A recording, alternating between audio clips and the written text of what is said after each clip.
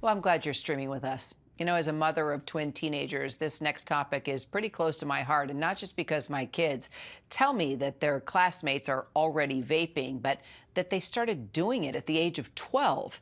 That's why I'm really glad ABC News got this exclusive behind-the-scenes look at illegal vaping products flooding the U.S. markets now and how that's impacting all of our children.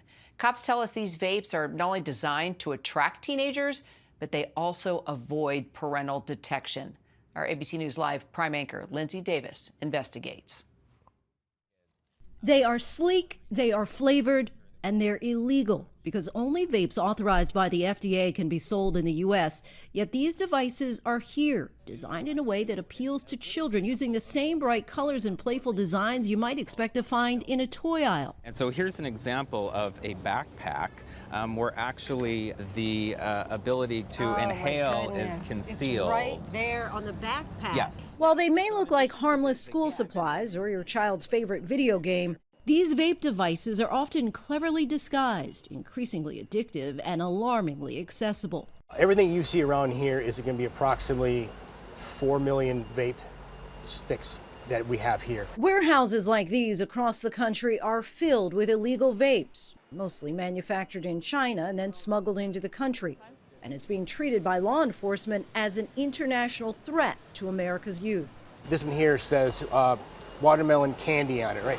When you add candy to it, it meaning more towards a child. And according to the FDA, more than 1.6 million American children used the products last year alone. Nicotine, an addictive chemical, can be especially dangerous for a brain that's still developing. They're promoted in channels that can be appealing to kids, including on social media and elsewhere. Nicotine is highly addictive, and some of the nicotine levels in a single cartridge is upwards of 20 packs of cigarettes. Wow. In terms of the equivalents. The CBP sees more than $60 million worth of unauthorized e-cigarette products in the 2025 calendar year, nearly doubling the confiscated cash size in just 1 year. There is no approved vaping product in the United States that has a video game. There is no approved vaping product in the United States that has one of these cutesy, fruity flavors. And 85% of the vaping products sold in the vape stores are illegal. And our thanks to Linsey Davis for that report. And for more on the effects and dangers of these illicit vapes, medical contributor and physician at Stanford Children's Health, Dr. Alok Patel, joins me now. Boy, as parents, it's something we are all talking about. Yours still young, but I mean, it's dangerous, plain and simple. There's the addicting chemical like nicotine when brain cells are still developing. Your thoughts on this and the fact that so many kids are getting their hands on these? You know, Kira, I can feel the emotions when you're describing this, and it's something that I hear from a lot of parents.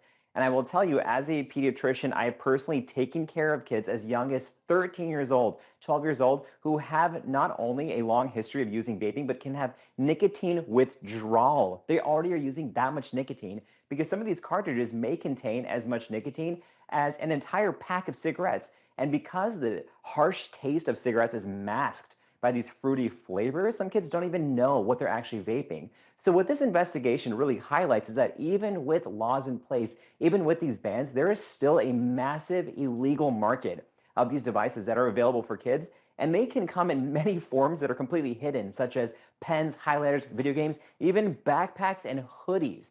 So yes, laws are one thing, awareness is a whole other one that parents need to be on top of. Do you find yourself talking to kids about this? I mean, do parents bring their kids in and say, you know, Dr. Patel, I found this vape in my kid's backpack. You know, could you help me out here and explain what this can do to his or her body? Have you been put in that position yet? Absolutely. I've been put in that position for years, as many of my colleagues have. And this is not only healthcare professionals, but also teachers, coaches, guidance counselors. And I think here this raises an important point that if parents are unsure about what to do, or they don't even know if their kids are vaping, it's okay to go and ask for help and talk to someone who may be able to connect with kids on a deeper level about this. There are many signs of vaping that parents can be on the lookout for. There's environmental signs, like you might actually physically notice e-cigarette devices, behavioral changes, even physiologic changes. And if you're not sure, talk to your teens, open dialogue, and talk to a healthcare professional. How about the fact that I told my twins that if I ever caught them doing that, that they'd never see the light of day or leave the house ever again? Is that okay, you think? Listen, that's one method. That's what, you know, your teens better than anyone. If you were my mom, said that to me, I would throw all the vaping I'd scare out of the you? house. Okay, thank you so much. Yeah. On a serious note, it's a serious topic, and we do have to talk about it. Dr. Absolutely. Alok Patel, thank you so much.